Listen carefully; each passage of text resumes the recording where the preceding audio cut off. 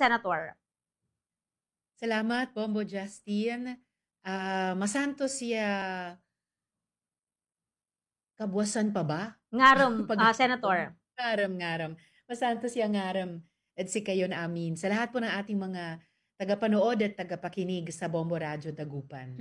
Ayan. Senator, unang-una po sa lahat, bago natin dakuan yung ating pinaka-main topic. Kamustahin natin dahil sa pagbubukas po ng 20th Congress, syempre yung mga panukala po na atin pong tututukan, isusulong sa pagpasok po ng 20th Congress, Senator?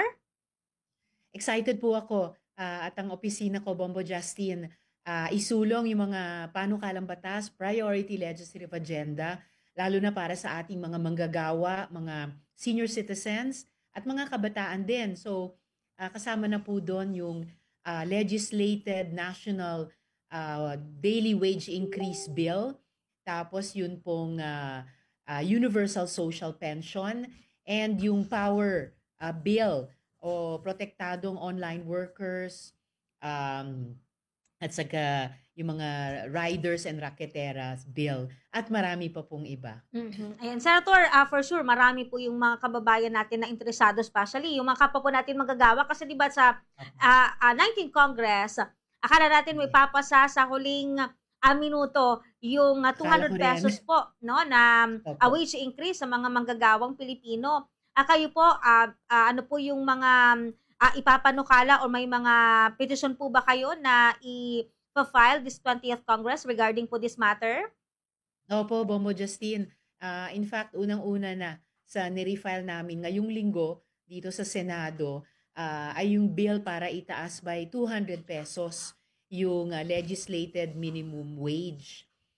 Meron din po kaming panukalang batas na reformahin na yung ating wage setting system, pati yung mga regional wage boards para din palakasin yung representasyon ng manggagawa doon at saka gawing mas rational talaga between regions at saka between yung mga sektor ng ekonomiya na lahat ay may manggagawa at lahat ay talagang nag-aambag sa ating ekonomiya.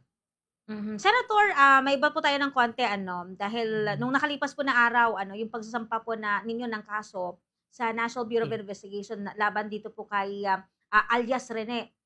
Kaugnay dito po sa kanyang ginawang pag-retract at ng kanyang pahayag doon po sa kanyang mga nakalipas na testimonya, especially doon po sa kaso po ni Pastor Apollo Kibuloy. Ano na pong update dito, Ma'am Senator?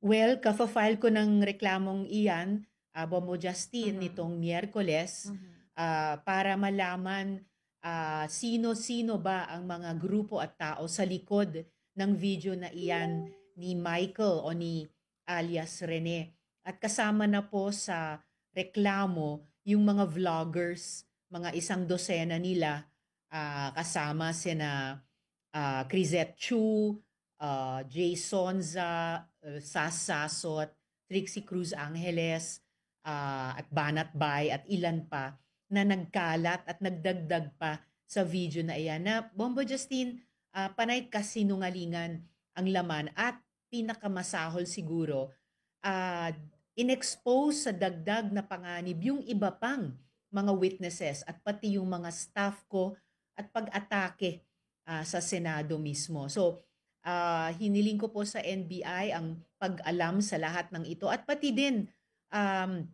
pag-alam at pag-secure mismo kay Michael dahil ang huling mga mensahe niya, Bombo Justin, sa opisina ko ay humihingi ng rescue dahil kinidnap daw siya ng KOJC at dun daw siya dinadakip sa Glory Mountain. Yun ay messages niya nung June 22 at 23 lamang. O bigla na lang nung pinasa namin yung messages niya sa PNP Davao para aksyonan, habang ina-aksyonan nila, lumabas yung video na yan. At pati po yung grupo o yung entity na tingin namin ay fake news channel, nagngangalang Magtanggol o Pagtanggol Valiente, yan yung unang naglabas ng video ni Michael at nalaman namin, nabuo lang siya nung June 24. So the day after nung mga messages crying for rescue ni Michael at bagong-bagong lumabas itong video. Ayan. Senator, do you have Any idea if sino po yung mga nasa likod nitong pagbawi po ng mga pahayag nitong si alias Rene? Yun yung isang pangunahing pinaiimbestiga ko sa NBI, Bombo Mhm. Justin. Hanggang ngayon, walang umaamin o umaangkin na sila ang nag-produce ng video na iyan. Bakit kaya? Baka dahil di tulad ng opisina ko na kumpleto ang mga resibo sa Mhm. mga tunay na komunikasyon at tunay na pagtestigo ni Michael, sila panay kasinungalingan. Kaya yun po yung ipinapaalam namin sana sa NBI sa pamamagitan ng kanilang investigasyon. Kahit po si Attorney Torreon ay nag-deny na sila po ito. So, sino po ang may kagagawa nito? At Mhm. well, ang masasabi ko talaga sa kanila, Bombo Justin, papanagutin namin kayo. Maniningil kami ng hustisya. Mhm.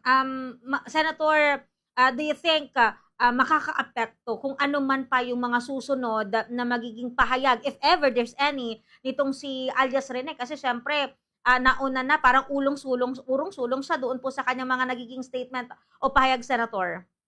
Opo. Well, ang hinihintay ko na lamang sa kanya, sana ay bagamat pinagdarasal ko ang kanyang kaligtasan na kung talagang dakip siya, kung bihag talaga siya, dinadasal ko na ma-rescue siya ng PNP Davao, pero kailangan talaga niyang magpaliwanag bakit siya nagsisinungaling ngayon. Mhm.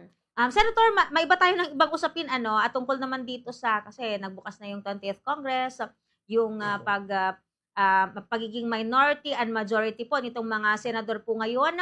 Kumusta ang basa po natin sa Senado, Senator Risa? Well, mukhang namumuo na nga yung majority sa Senado ng 20th Congress. Nababalitaan ko rin naman sa pamamagitan ninyo sa media na di umano nung isang kahapon lamang o hanggang ngayong araw siguro ay may bilang na si SP para manatiling Senate President at nakapagsabi din yung isang pabalik at senior na senador na dating Senate President mismo na sinasabi nila ngayong linggo na bukas sila maging minority leader. So Mhm. ito po'y sinusubaybayan ko yung mga unfolding scenarios dahil ako rin ay gustong manatiling either miyembro dati nung una talagang sabi ko minority pa rin ako, Bombo Justin, hindi ako magma-majority. At in Mhm. fact, sa mga earliest na scenarios nagbukas na magbuo o maging independent block or independent senator. Mhm. Senator, kasi 'di ba nung last year kasama po ninyo sa minority si Senator Coco Pimentel, pero ngayon na Opo. at least ano, makakasama po ninyo marahil ano itong sina Senator Kiko Pangilinan and Senator Bam Aquino. Any comment sa matter po na 'yan, Senator? Ipinagdidiwang ko talaga, Bombo Justin, na makakasama ko silang muli sa Senado. Tulad ng pagdiwang ko sa pananatili ng akbayan sa House of Representatives at pagpasok ng ML kina Rep. Laila de Lima at sa amin naman sa akbayan sina Rep. Chel Jokno. And dito naman po sa Senado, ano man ang maging final na decision ng bawat isang senador, kasi makapagsalita lang ako para sa sarili ko, hindi naman sa ibang mga senador kahit sa dalawang pinakamalapit sa akin. Ano man ang maging desisyon ng bawat isa kung saang bloke sasama, naglo-look forward po ako na magpatuloy ako sa pagtrabaho mula sa loob ng Senado na palakasin ang oposisyon sa labas ng Senado rin. Yes po. Ayan, siguro Senator Risa, any message sa ating mga kababayan?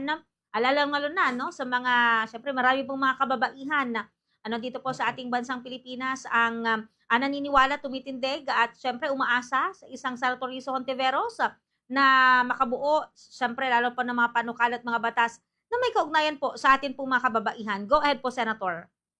Salamat, Bombo Justin, at sa lahat ng aming mga kabarong nanunood, both sa Dagupan at sa buong Pangasinan at sa buong Pilipinas at sa buong mundo. Balbalig ya, salamat, Edsi kayon amin. Maraming salamat mga kabaro at sa mga kapatid na lalaki din sa inyong pag-care, no? Yung concern po ninyo at pagbabalasakit, partisipasyon dito sa mga isyong importante sa ating lahat.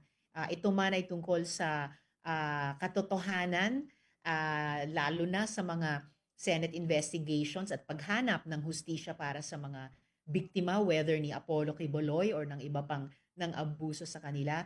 O kaya dito sa usapin ng demokrasya natin, yung pagbubuo ng Senado at bawat institusyon tuwing bagong kongreso at yung mga panukalang batas nga na isinusulong natin. Sana gaya ng binanggit ni Bombo Justin, yung mga batas panukala lalo na para sa ating mga kababaihan, mas pagkaisahin pa natin sa mga susunod na taon para makapanganak din tayo ng isang lipunang mas makatao, mas makababae din, makapamilya at lahat na ng ating pinapangarap.